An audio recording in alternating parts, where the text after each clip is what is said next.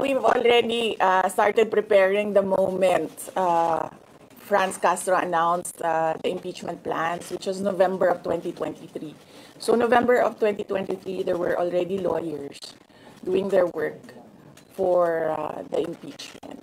So, we leave it to the lawyers. Hindi ko pa nabasa, ma'am, yung complaint, but I understand lahat ng mga complaints na na-file sa House of Representatives, nabasa na ng mga lawyers. Ma'am, any challenges Sandali, Sarah. Sandali, Sarah. Any challenges po na hinaharap natin with regards sa preparation sa impeachment? Ang preparation, challenges sa preparations, but so far wala naman. Wala naman kaming lang kami, na-overwhelm kami kasi ang daming mga lawyers na nag-signify na tutulong sila sa defense.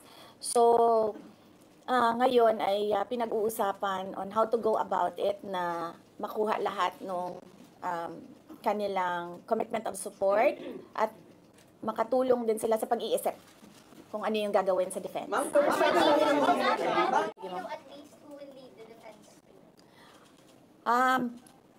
Sabihan ko na lang sila na mag-announce na sila kung gusto na nila mag-announce. Pero yung father nyo kasama pa rin? Kasi sabi nyo before, your father would be helping also. Well, he is welcome. He is a lawyer. So he is welcome to give his advice input in the defense. It's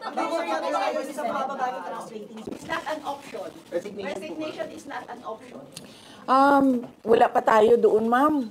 Masyado pang malayo yung mga ganyan na mga bagay. Nandun pa lang tayo sa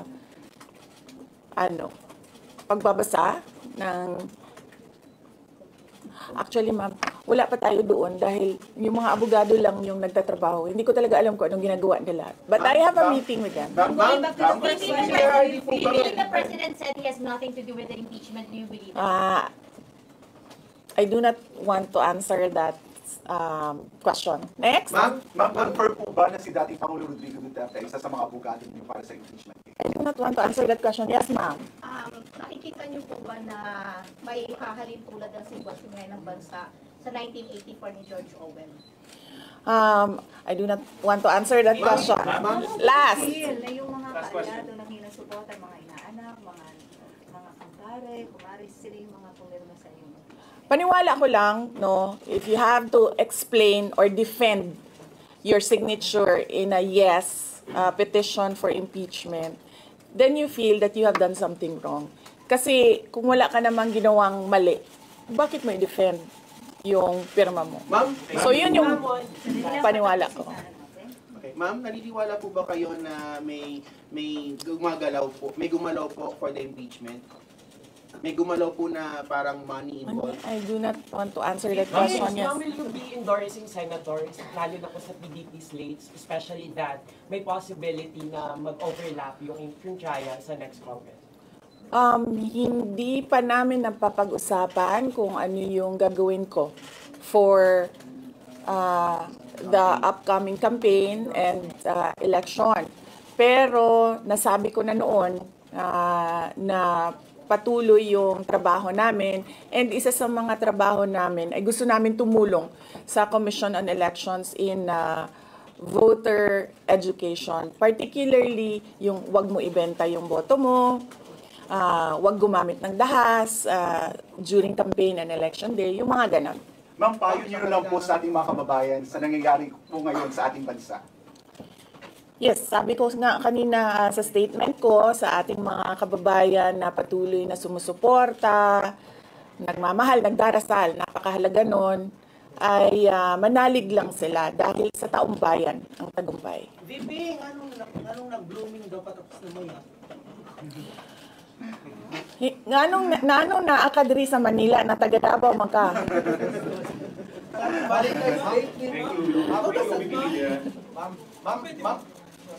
Yes, sir. Ma'am, sabi niyo po late last year pa lang nagpe-prepare na kayo para dito. Pwede mo i-brief na kung right now po after i-transmit sa Senate, saan na po yung preparation? May legal team na po ba and nasaan na po? Well, may meeting kami mamayang hapon dahil nag-meeting sila kahapon. Hindi ako sumali, so merong briefing, legal briefing mamaya ang mga lawyers. So I will know more this afternoon. Can you name some of the prominent members of your Pakikita nyo na yan pagpasok nila ng kanilang entry of appearance. Ma'am, tuloy po ang trabaho kahit may pinaghahandaan po kayo impeachment. Yes sir, opo. Kakatapos lang po ng planning conference ng Office of the Vice President. So we did it last Tuesday, Wednesday, and Thursday para po sa 2025 and 2026. Ma'am, for 2025, may mga maapektuhan ba na programs ng OVP? Yes, nag-announce na kami na wala kaming